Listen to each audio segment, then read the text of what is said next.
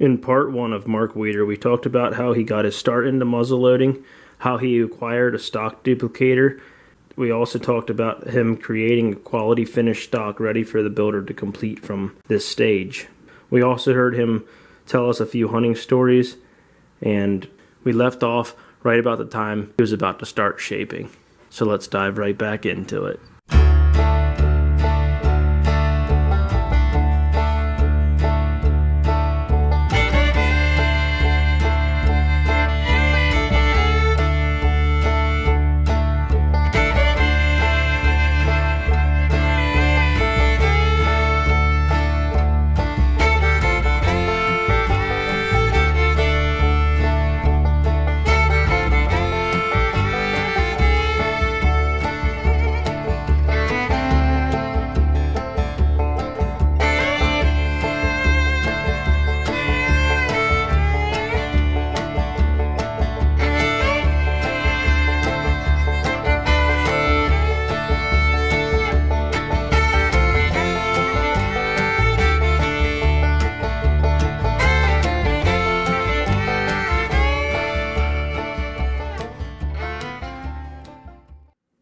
Okay, you ready to make some noise? Yippers. I gotta make sure everything's working.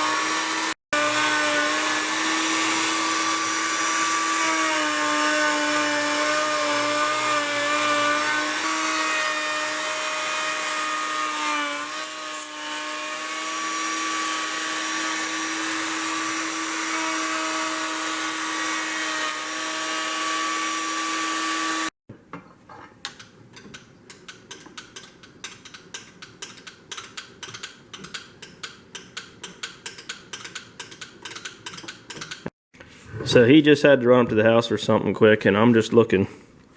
This one here he has labeled as a right hand big butt Lancaster. And this profile is sort of what I'm thinking for my Fowler with this Bobby Hoyt barrel. Big butt plate, rifle profile, but it's going to get a Fowler butt plate and a Fowler trigger guard. The only thing I don't like about this here is there's no cast off. Whereas if I shaped it by hand, I could give some cast off. Alright, so I just decided to go with this here. For this Bobby Hoyt barrel, I'm going to do this big butt Lancaster profile. That's what I wanted, more of a wider butt earlier gun. I can get you a 44-inch barrel.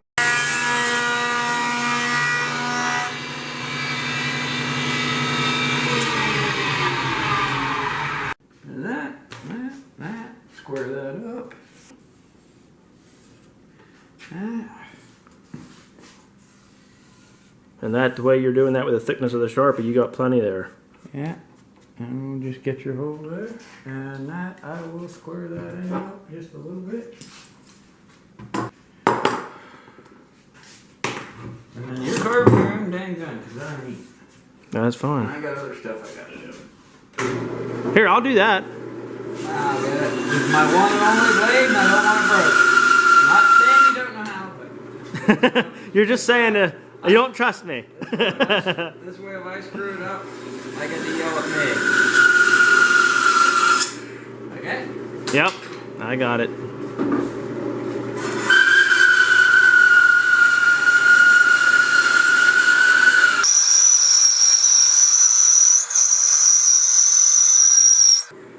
You want your scrap? No.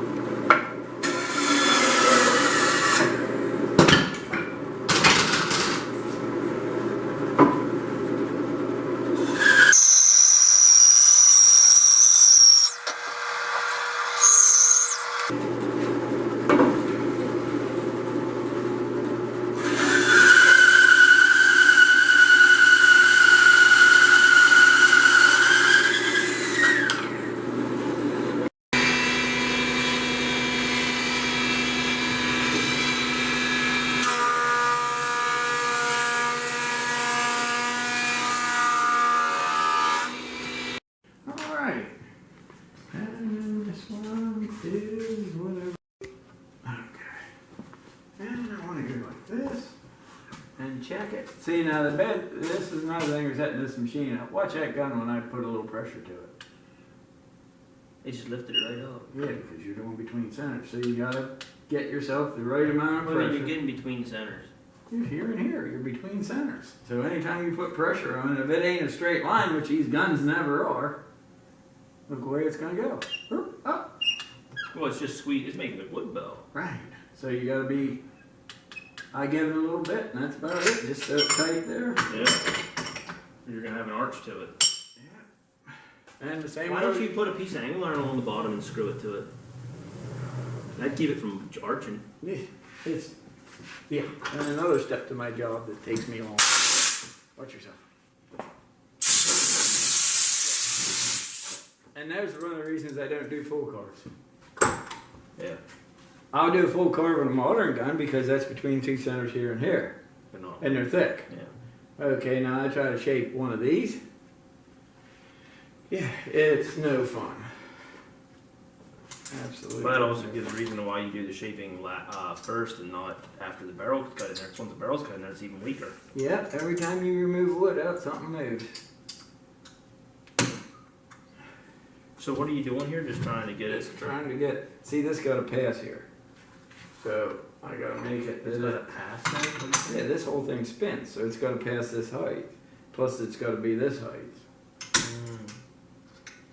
I think I like it right there. Yep. Okay. That's just nylon in there that it rolls around on? Yep. Yep, sir. I'm stressing you out, huh? Now I'm just going to close my ears and eyes, and if I hear screaming, I'll be there. Shaping a gun by hand.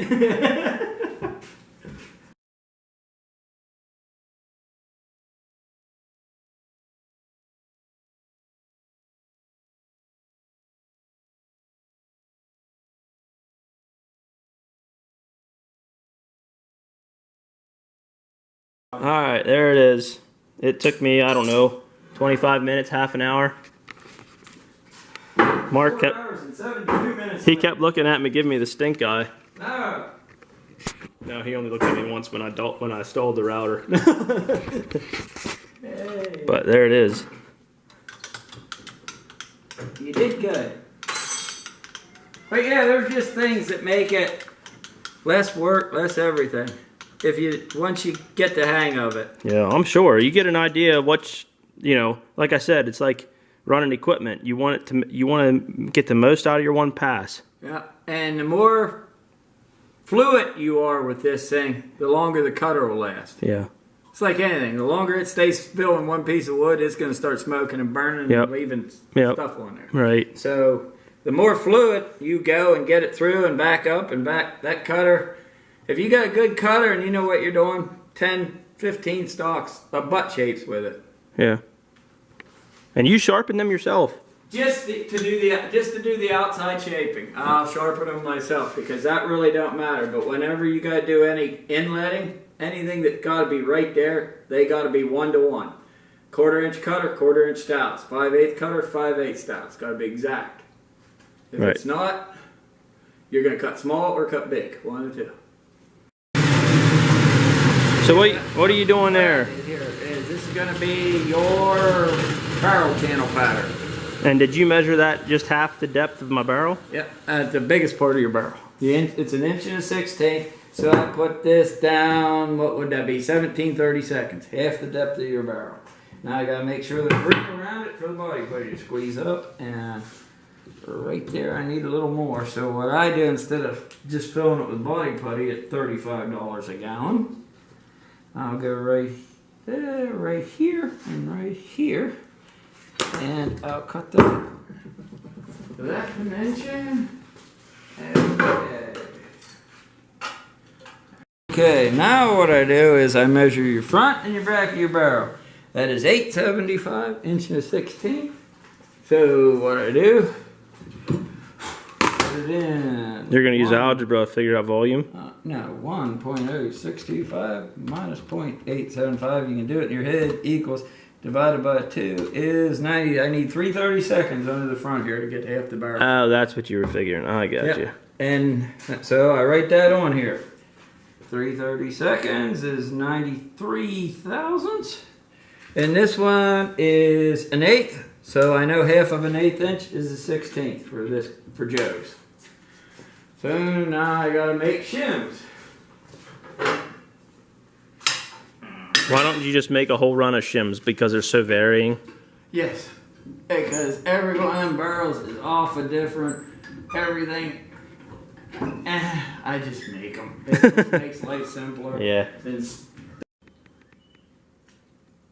Here you got the cavity wide enough, and then you're gonna fill that with Bondo. Yep.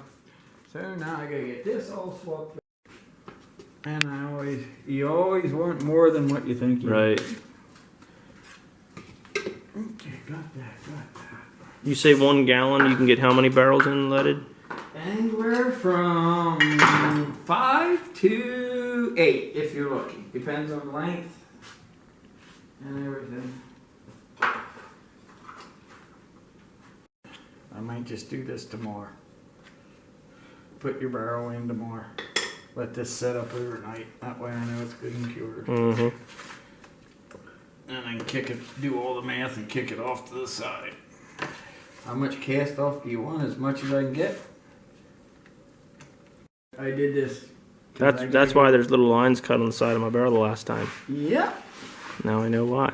I had a guy call me up and said, "What do I do? My barrel's cracked. Got a crack right down the whole way." I said, "What?"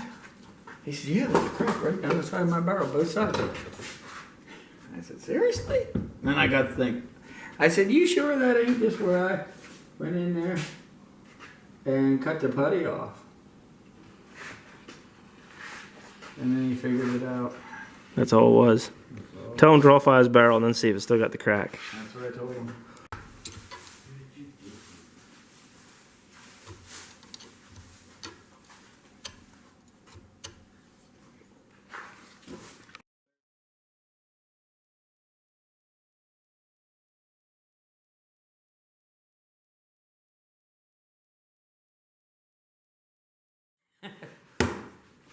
Just like that. Just like that.